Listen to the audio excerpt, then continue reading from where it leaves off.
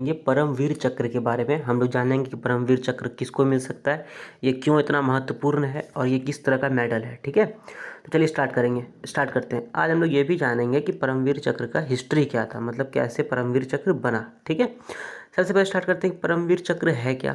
तो परमवीर चक्र जो है वो भारत देश का, इंडिया का, हमारे देश का सबसे बड़ा मिलिट्री डेकोरेशन है। मतलब जो हमारा मिलिट्री है, जो हमारा सेना है, उसका सबसे बड़ा सर्वश्रेष्ठ अवार्ड कौन सा है, तो ये परमवीर चक्र है। इसको मान सकते हैं हम लोग कि सेना का ये भारत रत्न है। ठीक है, अब ये क्यों मिलता है, तो ये इसलिए मिलता है कि जो भी सेना या सैनिक या कोई भी ऐसा इंसान जो कि भारतीय सेना में हो और उसने जब भी लड़ाई झगड़ा किसी दुश्मन से हो, जैसे कि पाकिस्तान से या चाइना से भी हाल में हुआ था, तो उसमें एक डिस्टिंग्विश्ड, मतलब एक बहुत ही अलग तरीका का एक बहुत ही अलग तरीके का एक ऐसा कारनामा कर दिया जिससे कि हमारे देश, हमारे जो सेना है उसको बहुत ही फ़ायदा हुआ, या जिससे कि दुश्मन एकदम पूरा ख़त्म हो गया, डर गया। ठीक है, तो ऐसे इसका परमवीर चक्र का नॉर्मली मतलब क्या हुआ कि परमवीर मतलब सबसे बड़ा वीर, सबसे बड़ा वीर, और उसका चक्र मतलब सबसे बड़ा वीर का जो चक्र होता है उसको बोलेंगे हम लोग परमवीर चक्र। ठीक है, और इसको पता ही है क्यों अब देता है, हम लोग समझ गए। ठीक है, अब ये कैसा अवार्ड है, तो ये एक सैनिक अवार्ड है, मिलिट्री अवार्ड है। ये कौन देता है, तो ये प्रेसिडेंट ऑफ इंडिया देती है। कब शुरू किया गया, कब इस्टेब्लिश किया गया, तो 26 जनवरी 1950 को। पहला अवार्ड कब मिला था, तो 3 नवंबर 1947 को।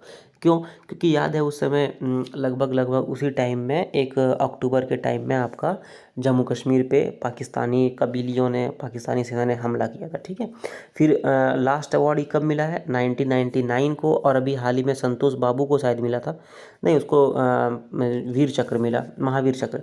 तो 6 जुलाई 1999 को लास्ट अवार्ड मिला था। अभी तक मात्र 21 आदमी को ही मिला है, 21 सेना के अफसर को या सेना के सदस्य को ही मिला है, जिसमें से 14 जो है उनको मरणोपरांत मिला। ठीक है, अब जो 21 अवार्डी में है, 21 जो अवार्ड जिसको मिला उसमें से 20 जो है वो इंडियन आर्मी से आता है, 20 इंडियन आर्मी का है, और मात्र अभी तक एक जो है वो इंडियन एयरफोर्स का है। पहला अवार्ड किसको मिला था, पहला अवार्ड मिला था मेजर सोमनाथ शर्मा को। ठीक है, अलग अलग भारत में जो स्टेट्स है या जो अलग अलग सेंट्रल गवर्नमेंट का मिनिस्ट्रीज़ है, वो परमवीर चक्र विजेताओं को अलग अलग तरीके का फाइनेंशियल मदद देती है, मतलब अलग अलग तरीके का पैसा वैसा देती है उसको। ठीक है, अब थोड़ा सा हम लोग जान लेते हैं कि इसका हिस्ट्री के बारे में।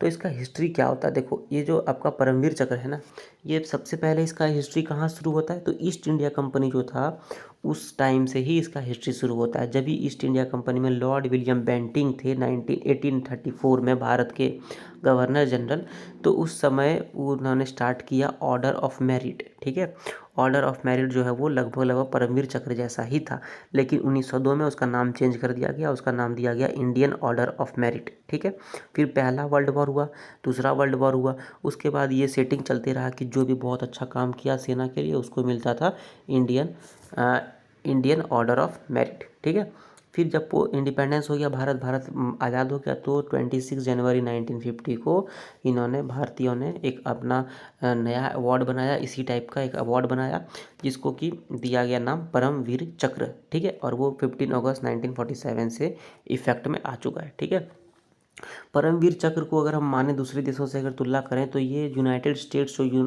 यूएसए है उसका मेडल ऑफ ऑनर, और यूके का जो विक्टोरिया क्रॉस है उसके बराबर का दर्जा रखता है, मतलब हाईएस्ट उन लोगों का वही है और भारत का भी हाईएस्ट वही है। ठीक है, अब हम लोग देखते हैं कि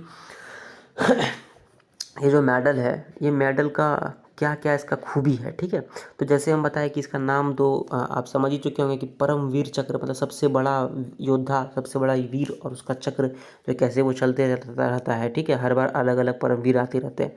ठीक है, तो ये जो आपका ये है मतलब अवार्ड है, वो एक सर्कुलर ब्रॉन्ज है, मतलब ये पूरा जो आपका अवार्ड है ये एक तरह का ब्रॉन्ज से बना हुआ है। ठीक है, ब्रॉन्ज से बना हुआ है। आगे अगर आप देखो तो यहाँ पर एक एम्बलम दिख रहा है आपको, भारत सरकार का भारतीय एम्बलम जो है वो हम लोगों का वो यहाँ पर लगाया हुआ है। ठीक है, अब ये जो तीन तीन तीन तीन चारों तरफ दिख रहा है, ये क्या है, ये जो है बीच वाला इसको बोलते हैं इंद्र का जो वज्र था वो।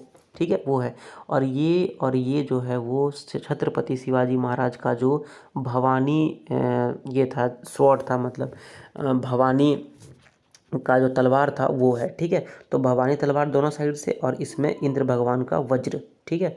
अब वज्र और भवानी क्यों यूज़ किया जाता है, क्योंकि शिवाजी महाराज का जो भवानी था उन्होंने क्यों इस्तेमाल किया था, उन्होंने इसलिए इस्तेमाल किया था कि औरंगजेब के खिलाफ, जो औरंगजेब हिंदुओं पर जो जाति करता था उसके खिलाफ शिवाजी महाराज ने बोला कि हिंदुओं को एक हो जाना चाहिए और औरंगजेब के खिलाफ आवाज़ उठाना चाहिए, ठीक है। वैसे ही जो ये वज्र वज्र है आपका इंद्र भगवान का, वो भी क्यों इस्तेमाल किया गया था, क्योंकि उन्होंने एक राक्षस को मारने के लिए ये वज्र का इस्तेमाल किया था, ठीक है। तो सेम चीज़ यहाँ पर भी है, भारतीय सेना भी अपने राक्षसों से लड़ रही है, इसलिए वो भवानी तलवार और वज्र से इसका एक तरह का प्रतीक है, ठीक है। और ये तो आप जानते ही हैं कि भारत का एम्बलम है, ठीक है। अब पीछे साइड अगर हम लोग आएँ तो इसमें लिखा हुआ है हिंदी में और इंग्लिश में परमवीर चक्र, ठीक है। इसमें भी लिखा है, इसमें भी लिखा है। और परमवीर चक्र के यहाँ पे जो है आपका वो लोटस है, बीच में दो को जो दिख रहा है वो लोटस है, मतलब कि कमल फूल है, ठीक है। और इसका अगर हम लोग डायमीटर का बात करें, मतलब उसका जो जैसे कि ये आपका मेडल है तो इसका यहाँ से यहाँ तक जो लेंथ है वो 34.9 mm है, मतलब 3.49 सेंटीमीटर, मतलब 3.5 सेंटीमीटर, ठीक है। तो समझ में आ गया सारा इसका क्या है, ठीक है।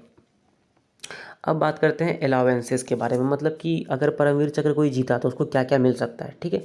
तो परमवीर चक्र जीतने के बाद नॉर्मली उसको एक कैश मिलता है, ठीक है, कुछ रुपीज़ मिलता है, कुछ कैश मिलता है, ठीक है।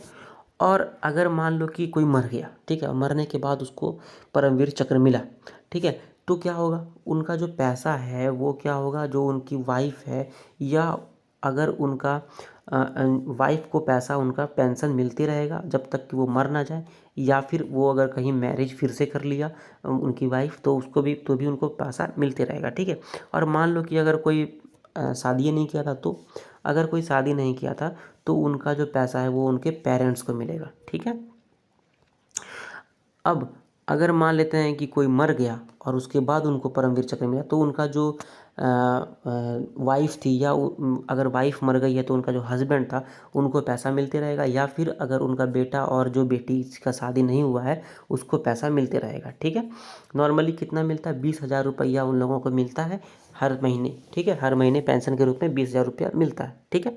और सब कुछ इनकम टैक्स काट उठ के 20,000 रुपया मिल जाता है, ठीक है।